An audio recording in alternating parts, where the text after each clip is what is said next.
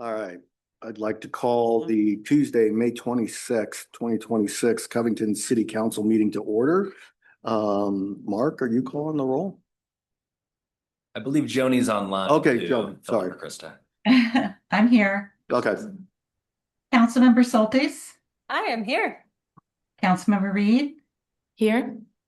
Councilmember Hartsock, Here. Councilmember Harjehausen, Present. Councilmember Wagner, here. Mayor Pro Tem Porter, Here. Mayor Smith, I'm here. and we have a quorum, Your Honor. Okay, would you all please join me for the Pledge of Allegiance? I pledge allegiance to the flag of the United States of America and to the republic for which it stands, one nation, under God, indivisible, with liberty and justice for all. Thank you. Do we have any changes to the agenda? No changes, Mayor. Okay, can I get a motion to approve the agenda? So a second. Moved and second to approve the agenda. All those in favor say aye. Aye. Any opposed? Okay. We're now up to reports from commissions. That Josh?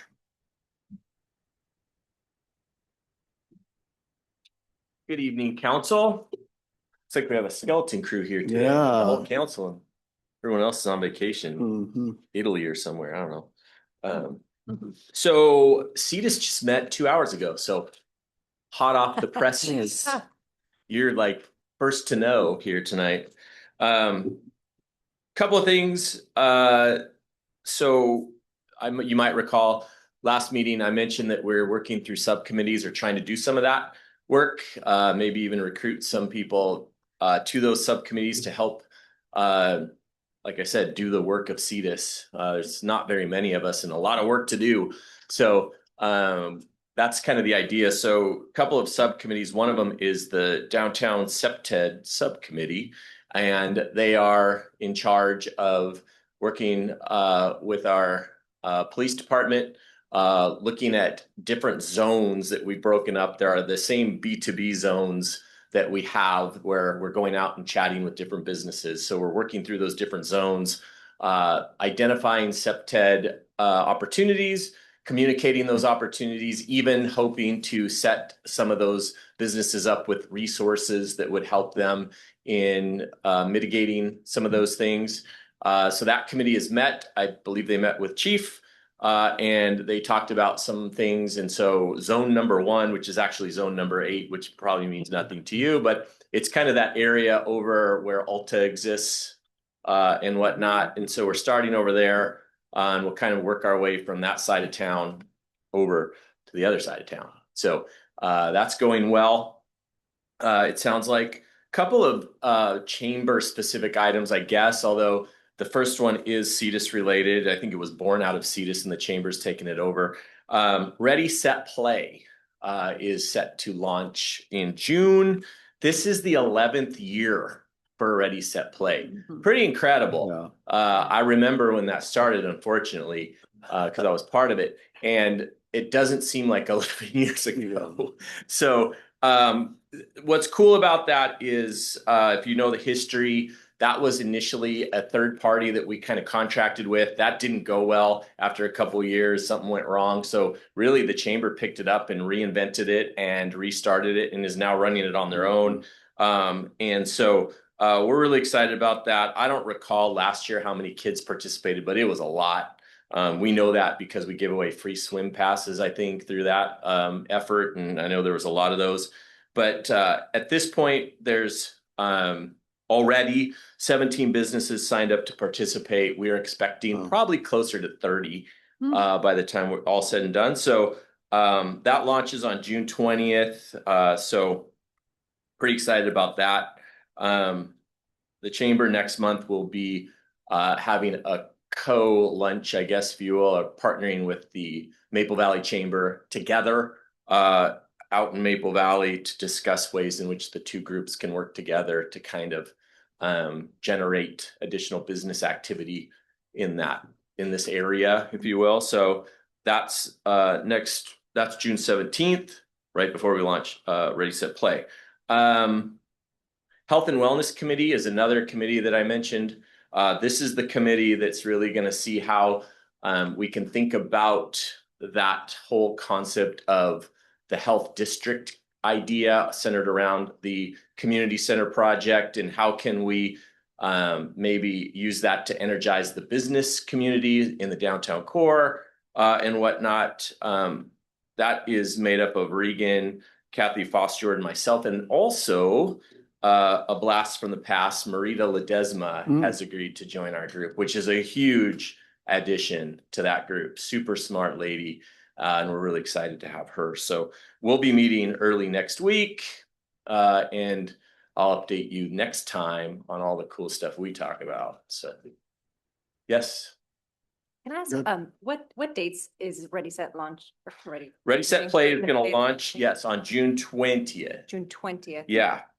Yep. Big day. Thank you so much. Any other questions? Big day. All right. Right on. Thank you. Up next is our youth council. Do we have anyone online? I don't see any hands. Okay. Arts Commission?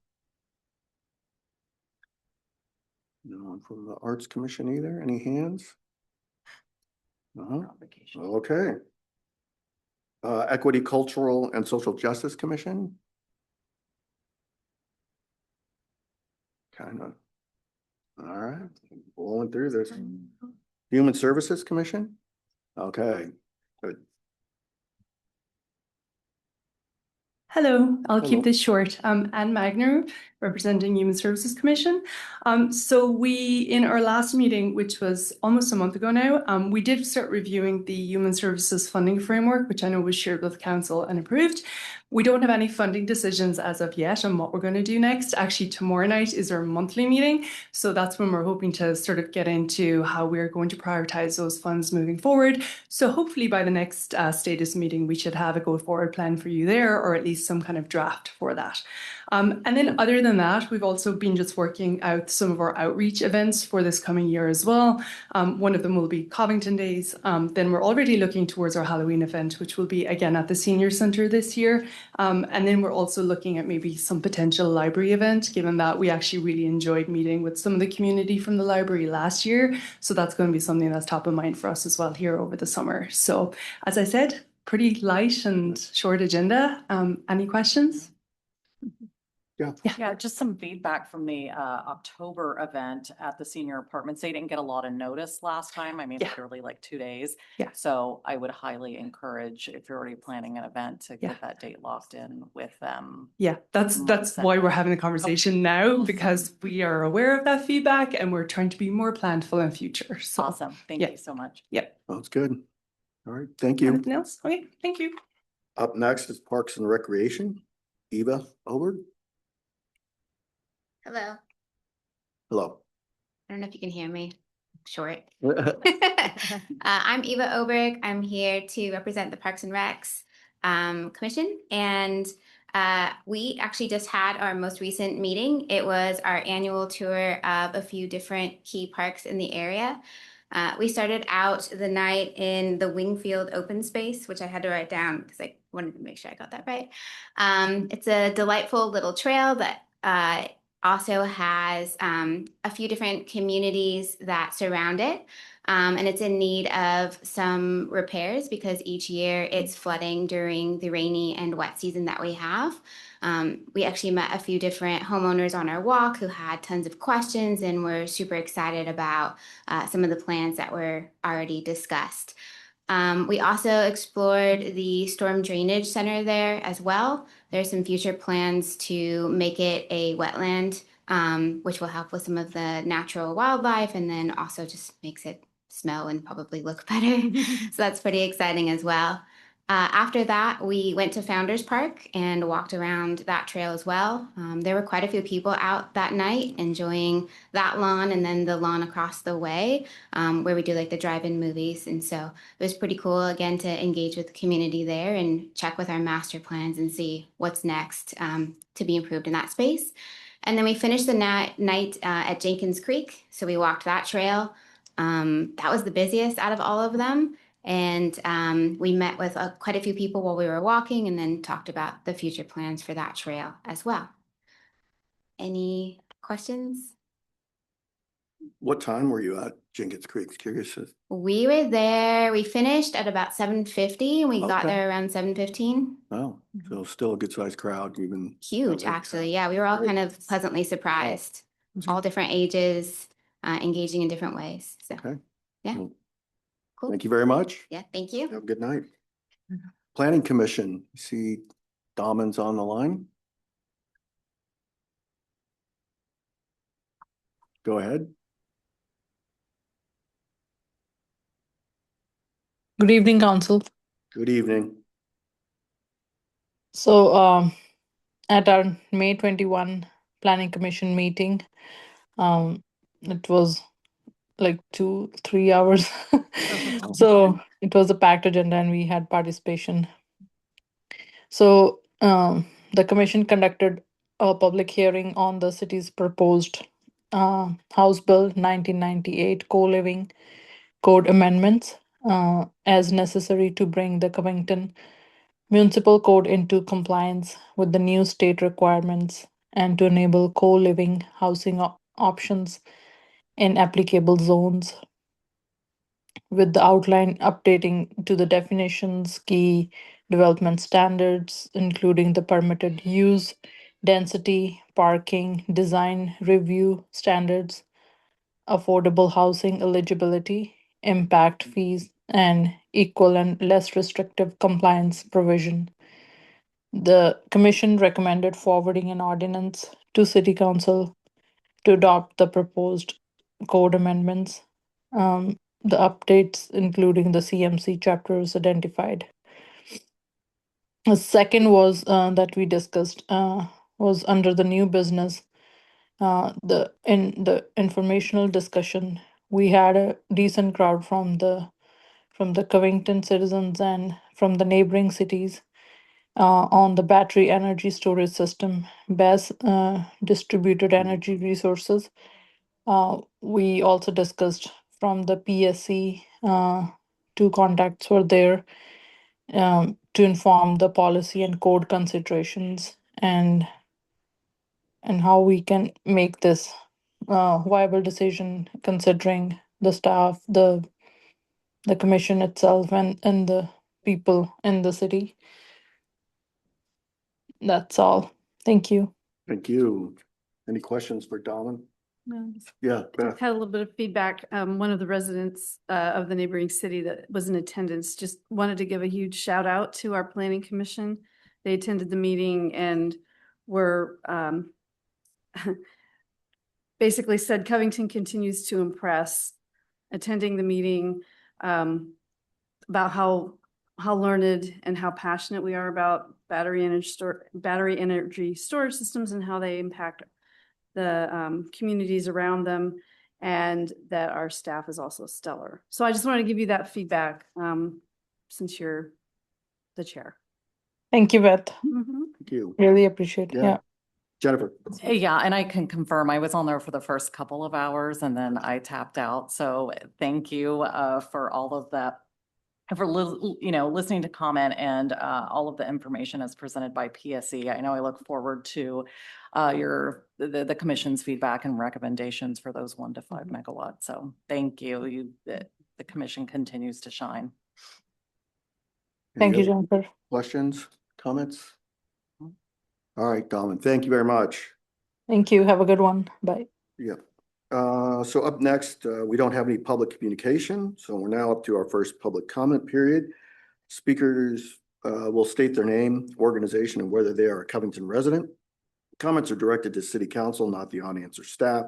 Comments are to be related to city business. Comments are not intended for conversation or debate and are limited to 4 minutes per speaker. For attendees participating by Zoom, click the raise hand button. For attendees participating by phone, dial *9 to raise your hand. Once the city grants you permission to speak, press the unmute in Zoom or dial *6 to unmute. Sorry, Jeff, I could have got that. And Ava just left. So Is there anybody on the in city council that wants to address the council at this time? No? Okay, anyone online? David? I am here. Yep, did you want to address the council? Yes, please. Okay. Good evening, Mayor Smith and council members. David Cottle here, and I've lived in Covington for 30 years. At the April 16th Planning Commission meeting, Police Chief Easterbrook gave an excellent presentation on how flock safety cameras are being used in Covington. This last week, I came across relevant breaking news regarding flock automated license plate readers. I will use the acronym ALPR for that. In 2024, the city of Austin, with 1 million residents, decided not to renew its contract with Flock Safety for ALPR due to public privacy, civil liberties concerns, and a high-pressure campaign built on misinformation about how the technology works. Recently, this lack of technology has become a highly debated public safety issue when Austin police were hindered in tracking a violent citywide crime spree the weekend of May 16th and 17th. For nearly 24 hours, 3 suspects moved through Austin in stolen vehicles, carrying out a shooting spree across 12 separate locations. People were shot, homes, apartment buildings, businesses, and 2 fire stations were hit. Robberies with additional car thefts piled up as the suspects kept moving. The response was massive. 200 police officers, helicopter support, K-9 units, and a full manhunt. Even with all that, the suspects stayed ahead of law enforcement. Then they crossed the city limits into Manor, Texas. Manor is a city of roughly 20,000 residents with a fraction of Austin's law enforcement resources. What Manor has is an active flock ALPR system and the community support to keep it running. The Manor PD located the suspects almost immediately. The crime spree ended. The Manor residents stayed safe. The Austin police deployed extensive resources during the manhunt, while Manor police located the suspects just by using their city ALPR system. Flock Safety had the following statement, quote, "What Manor has is an active license plate recognition network and the community support to keep it running. Our hope is that stories like Manor's can help inform the conversation about what these tools actually do and what the communities lose when they're taken away," unquote. Event summary, 24 hours of pursuit, 12 separate crime scenes, 200 officers deployed, 3 suspects aged 15, 16, and 17 years old with multiple stolen vehicles. A full manhunt from Austin Police Department couldn't catch them. What ended the crime spree? An active flock ALPR network in Manor, Texas. I keep hearing about the cities in Washington state that have canceled their flock systems for the very same reasons that Austin did. That includes Linwood, Redwood, Renton, Redmond, Olympia, Port Angeles, and Everett. Also Spokane County. Further, the 26 paid for and installed security cameras for the World Cup in Seattle have been turned off by Seattle City Council and Mayor Katie Wilson. Please note that Flock Safety does prevent government agencies like ICE from directly accessing its ALPR networks by restricting them from statewide search networks, with default sharing set to off and blocking specific keyword searches such as ICE or immigration in jurisdiction where state law prohibits sharing. Every search on the Flock system now requires a standardized national incident-based reporting system offense type. The system generates rigorous audit logs so that local administrators can review exactly who is searching for information on their Flock network. The curious thing about the current Washington state concerns about mass surveillance or data sharing of digital information for license plates is that everyone uses a cell phone.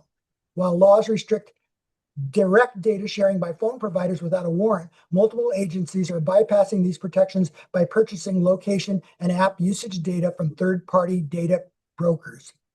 I highly encourage and endorse the continued usage of the Flock camera system for Covington.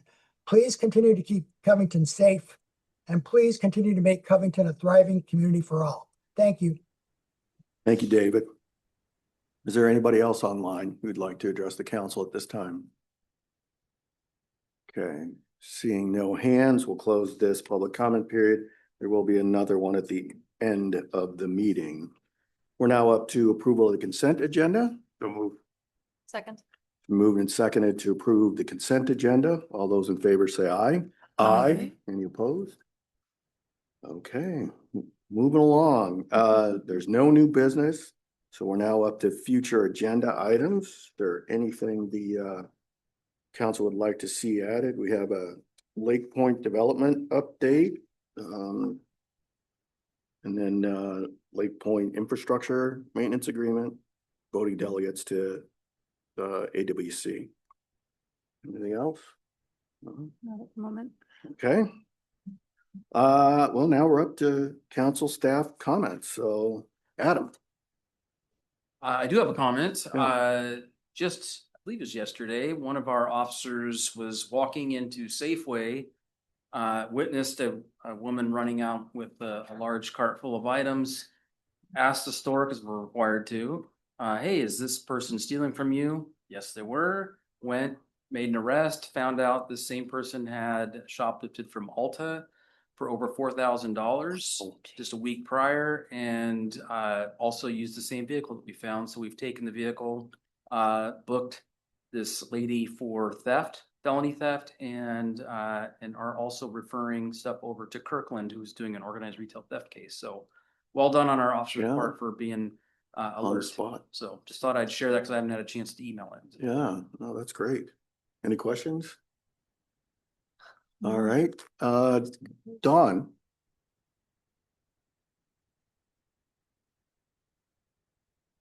Sorry about that. Nothing tonight. Thank you. Okay. Ethan? Yes. Yeah, hi Mayor, hi Council, nothing from me tonight. Okay. Selena? Good evening, Council and Mayor. Nothing from me tonight. Thank you. Casey? I was just going to let you know that the audit kicked off this week for our financial statements from last year, and I'll just keep you posted as it progresses. Thank you. Thank you. Mark? There's no executive session tonight, and thank you for allowing me to stand in for Krista and Regan. Yeah. They have giant shoes to fill, so I'm happy it was a very simple meeting. Okay. Thank you. We're not done yet. So, Joni, did you have any comments? And nothing from me tonight. Okay. Christina? Yes, thank you. We might set a record today. Yeah. I had the honor of attending the King County elected officials reception on May 20th, where middle housing barriers and solutions were presented. It was a very insightful and interesting time. Redmond's mayor, and of course, I'm going to forget her name now. I just had it. Bernie. What was it? Angela Bernie. Angela, that's right. That's right. Had a lovely presentation. They're doing things a little bit, well, they're definitely ahead of other cities in how they approach middle housing. It was put on by Master Builders Association, and I think I'm going to be in contact to see. I'm really curious. You know, we passed that middle housing bill. It's great. Is it working? You know, and if not, why? Mhm. And I'm very interested to see what the developers will say, and especially some as big as Master Builders.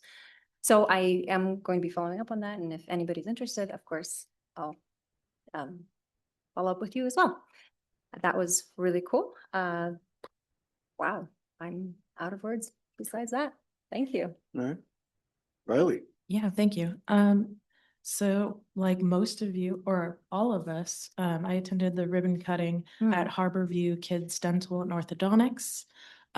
One of the things that the owner mentioned is they're open on the weekends. And I know for families in our community, that can be a game changer for getting your kids to the dentist, which is already, let's say, not a very fun task, but juggling a work schedule, it's nice to have that. So I was pleased to see that. And it was fun to attend my first ribbon cutting on council.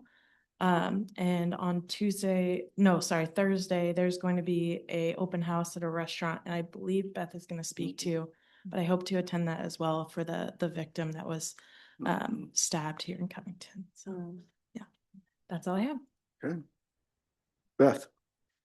Yeah, thank you for bringing up the dinner at Gabriella's on Thursday. It's an open house style from 4 p.m. to 8 p.m. And it's a fundraiser for the children of Jody Cathcart, who was killed by her husband here on May 1st in Covington outside their home. In addition, there is a community vigil tomorrow evening, starting at 7 p.m. outside the home, which is in the Covington Park neighborhood there. And just an opportunity for the community to show support, especially since everything happened quite suddenly in their community, especially the foster champs group is very shaken by that. So, and I mean, kind of along those same veins, we're starting to plan for the Purple Light Night event that we'll have in Covington, and there will be a regional meeting next Tuesday hosted by Dawn for cities that are participating to try to crowdsource and how we can help support each other through that. The campaign is starting to gain additional momentum through cities in the region, which is fantastic news. Not that we would really ever want, as you know, Jeff has said, it's terrible that we have to have this kind of a campaign to begin with, but if it's going to be there, at least we can continue to grow and show support for each other. And there are a lot of people that don't even understand, like, didn't even notice, couldn't see the signs, and you don't think about that. So trying to increase awareness and how we can support those and maybe look for signs that there might be something amiss in relationships with people around us. The other thing I wanted to bring up, we did have over the past year, we've had a handful of residents come in and give public comment asking us to create some kind of a letter to support keeping the Druids Glen golf course around, as the owner is potentially going to submit a building permit to put a development in there, and we don't really know any of the timeline or the details on that. But Maple Valley did sign a letter they're sending to King County, and I would ask if we have consensus for our city to drop something similar. It won't be exact, but we will do what we need to do. Okay.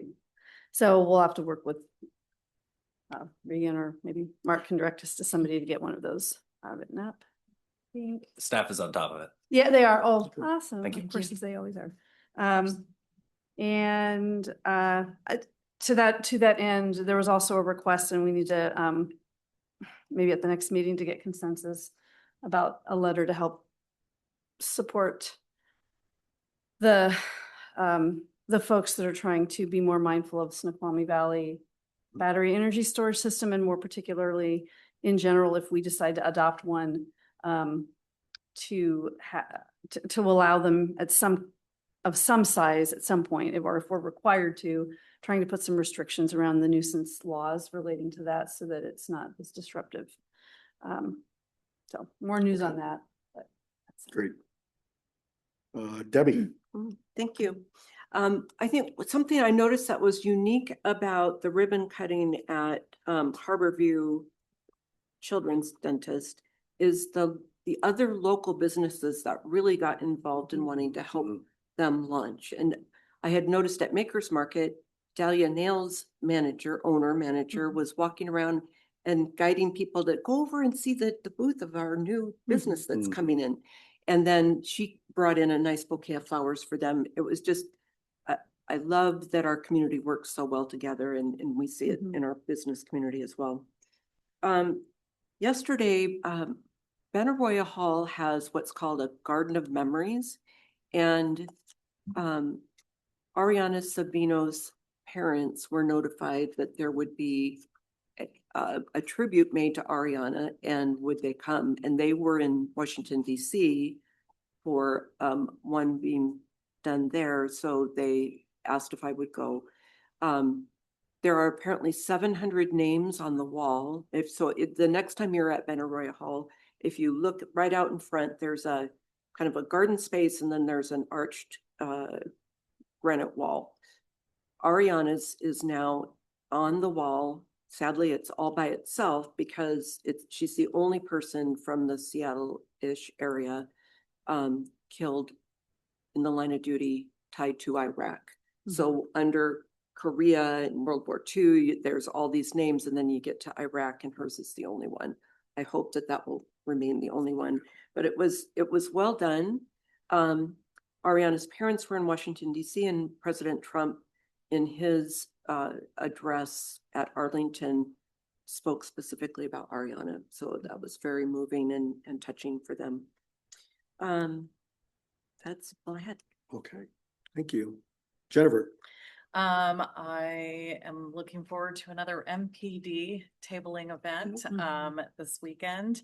And I'm going to the NIMS training tomorrow, National Incident Management System. So I'll fill you guys in on that.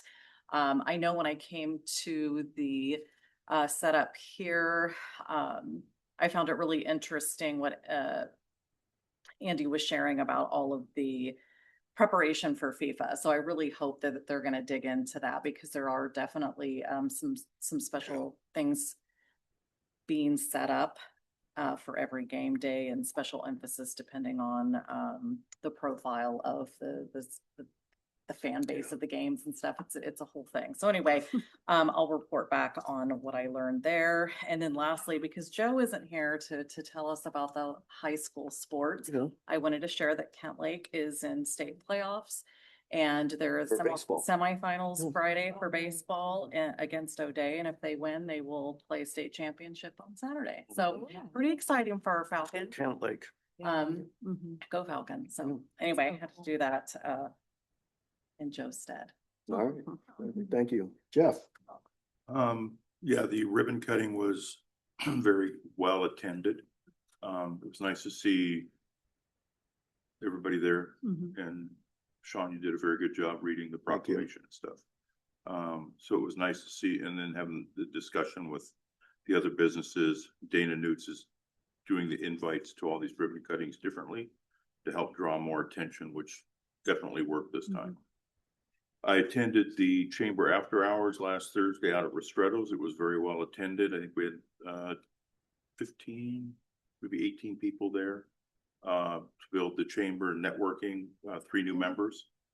And then the next morning meetup is a week from Thursday at the Weatherly Inn at 8 a.m. if anybody's interested in attending that.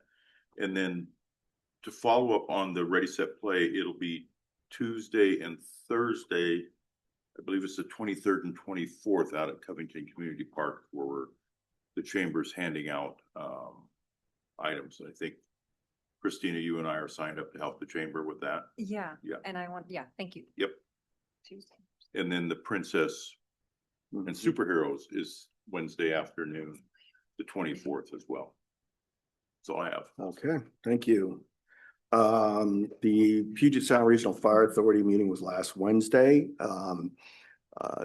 Just to start, David Scalabrini gave the city a shout out during his public comment. He was walking one day and noticed that one of the fire hydrants, I don't remember, said near one of the elementary schools, was just covered with blackberry bushes. So we didn't know who was responsible, put it in Covington Connects, and he said within a matter of days it was cleared out. So just give a shout out to, I guess, Dawn, you and your team. So that's great.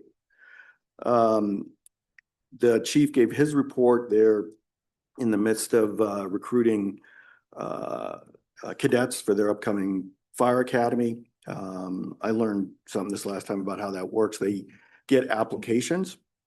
So on average, they get about 300 applications for the RFA's academy.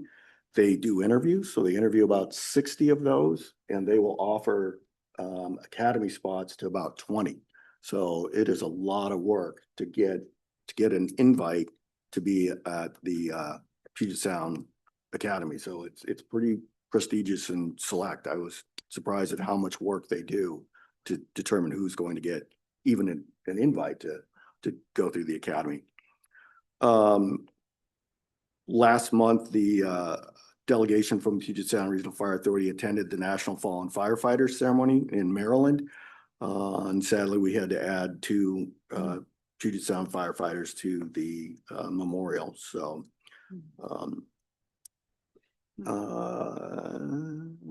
oh, and I have the most recent annual report.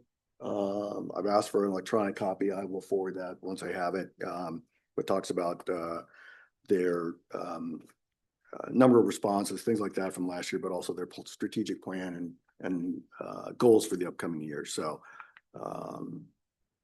that's all I have. So we are up to the second public comment period. Speakers will state their name, organization, and whether they are a Covington resident. Comments are directed to City Council, not the audience or staff. Comments are to be related to city business. Comments are not intended for conversation or debate and are limited to 4 minutes per speaker. For attendees participating by Zoom, click the raise hand button. For attendees participating by phone, dial *9 to raise your hand. Once the city grants you permission to speak, press the unmute in Zoom or dial *6 to unmute by phone. Anybody in the council chambers would like to address the council? Anybody online who would like to address the council? Seeing no one raise their hand, we'll close that public comment here. We don't have an executive session, so this meeting is adjourned at 7:36.